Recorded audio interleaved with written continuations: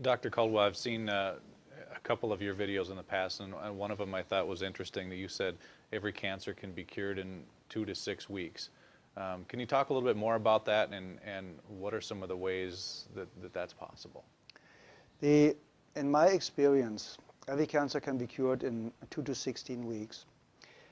Some cancers can be cured in minutes because every doctor in the world that's in office for 20 years or longer knows cases of spontaneous healing.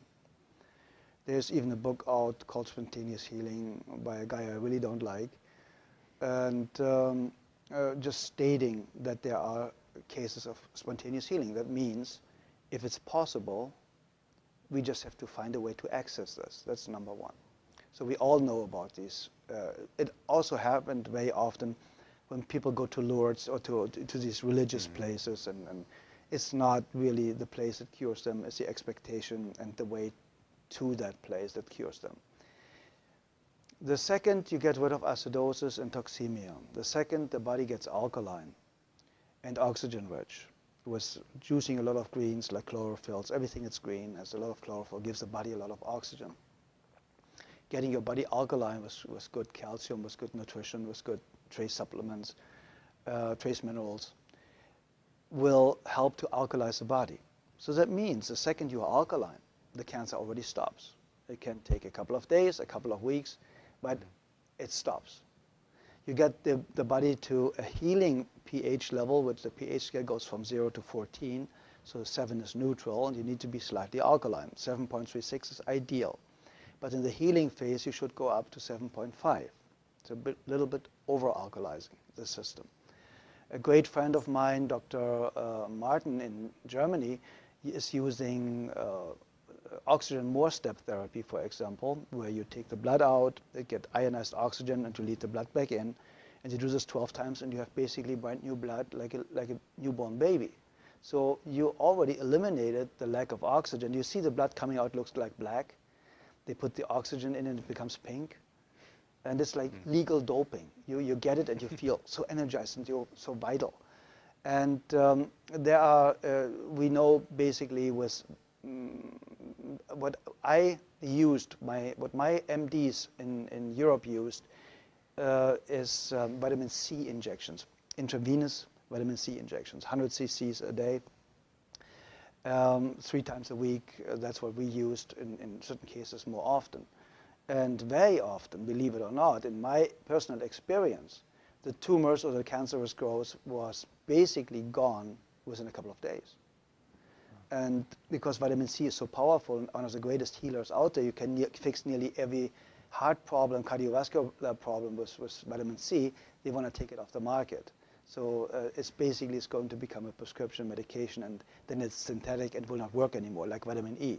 Vitamin E basically helps you to cure very easy and fast blood pressure problems in any way, shape, or form. That's why they made a study with artificially created vitamin E, chemical created vitamin E. Said, see, it doesn't work. No, of course not. Chemicals don't work. Nature works. If nature creates a problem, nature creates a solution. Very simple and easy. If it didn't exist 100 years ago, you don't need it today. It's very, very simple. And when you want to help somebody to educate themselves, to eliminate his or her own cancer really, really fast, I would basically start instantly with a vegan diet or with a raw food diet. My friend Paul Nissan is one of the greatest raw food chefs. He has fantastic books out there about raw food, so it's accessible for a couple of bucks how to do it. He has free videos all over his website. And I would go instantly on a raw food diet. I would go make sure, if I don't have a very rare kidney disease, to drink a gallon of water a day with half a teaspoon of sea salt in it a day, because we need salt for every body function. We need electricity. And this electricity can only be produced with enough salt, basically. So if you have a lack of salt, you have a blood pressure problem. See, and we're not supposed to have salt, though, too, especially if we have high blood pressure. That's what we're told. Okay, it's the opposite. The problem is they are talking about table salt. Very often, table salt is 1/3 glass, 1/3 sand, and 1/3 salt. So the glass or the sand is scratching the arteries, and they start to bleed. So now cholesterol goes there to stop it from, make you survive, to stop it from bleeding, so that you don't bleed to death internally. So now they say the cholesterol all of a sudden is the cause of the high blood pressure because it narrows the blood ways. And that's completely absurd, because you die of not enough cholesterol. You do not die of too much. There are people with a cholesterol of 600, perfectly healthy, never been sick in their lifetime. So what do you do with a patient in a burn unit? You give them 20 to 25 hard-boiled eggs a day, because they know only cholesterol can rebuild brand new healthy cells really, really fast. Nearly 87% of a cell is built from cholesterol. So where does the new cell potential or foundation come from if you have a lack of cholesterol? Everybody should have at least 250 combined cholesterol. And then they tell you LDL and HDL are good and bad cholesterols. It's not even cholesterol. It's a protein that transports cholesterol. So they are too stupid to even narrow it down the right way. So if you look at the facts and if you look what they know and what they don't know, you know that Dr. Gary Null stated it, and a lot of other people.